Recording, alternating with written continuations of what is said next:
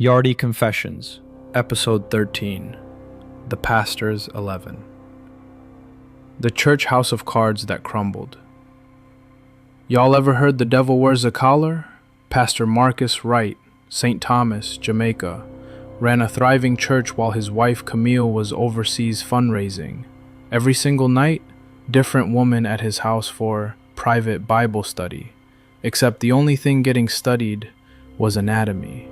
Plot twist, his wife found out through her childhood friend, who was one of the women. Marcus Wright, charismatic, young, built his church from yard Bible study to packed pews. But Camille was the engine. She managed the books, organized events, kept the lights on. He was the face, she was the foundation. Church started growing, needed capital. So Camille, faithful wife, moves overseas temporarily to connect with diaspora donors. Still married, still believing her husband is the man of God he's pretending to be. Big mistake. While Camille's grinding foreign, Marcus is running a rotation. Every day, new woman, private counseling, prayer sessions, Bible study, 11 women, 11 that we know of. And these weren't random women, these were church members. Women who trusted him as their shepherd, came to him vulnerable, left violated. That's not infidelity. That's a system of power. Now here's where it gets twisted. Camille has a childhood friend, Tanya. Grew up together in St. Thomas. Lost touch, reconnected on WhatsApp. Tanya's going through it. Divorce, single mom, looking for community. Finds Marcus's church, loves the energy, starts attending. Marcus notices her. Sister, I see you're hurting. Let me pray with you. Privately. My wife is traveling.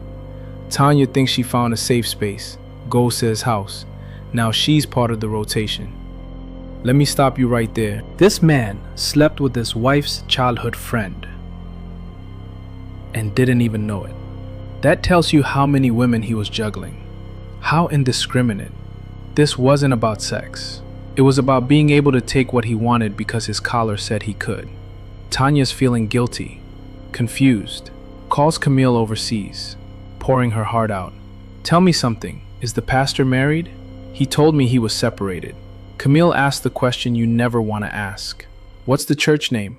Tanya tells her. Silence. What's the pastor's name? Marcus, Pastor Marcus Wright. Long silence. Then Camille says the words that changed everything. Tanya, that's my husband. Picture that call. Floor falling out. Tanya realizing she slept with her friend's husband. Camille realizing her husband is running a brothel out their marital home. But here's what breaks me. Camille's first question wasn't, how could you? It was, Tanya, how many? Floodgates open. Tanya wasn't the only one carrying guilt. Those Bible study women, they were carrying it too. Once one voice spoke up, others followed. WhatsApp groups exploded. Wait, he told you he was separated too? He said I was the only one? He said his wife abandoned him? 11 women came forward. 11. And that's just the ones with courage to speak. How many stayed silent, blamed themselves, believed they were the broken one he was trying to fix? That's what predators in spiritual authority do. They don't just take your body, they take your trust in yourself. Camille flies back to Jamaica, not to reconcile, to end things. And what she did next? Legendary. She didn't just divorce him, didn't just expose him, she took the church. Remember, she was the engine, had the donor connections, the books, the infrastructure, the truth. Marcus built the stage. Camille built the church. She rebranded, rebuilt, still in St. Thomas, still serving, just without the wolf. Marcus, church collapsed, reputation destroyed, 11 women carrying trauma, marriage ashes. All that for what? Here's the lesson. When you build on lies, you're not building, you're performing. And performances end. Lights go down. Congregation leaves. You're standing in an empty room wondering where the real thing went. Marcus had a real wife, real ministry, real chance to do something meaningful in St. Thomas, but he chose the temporary high over the foundation. Camille built something real, lost it, built something realer. That's the victory.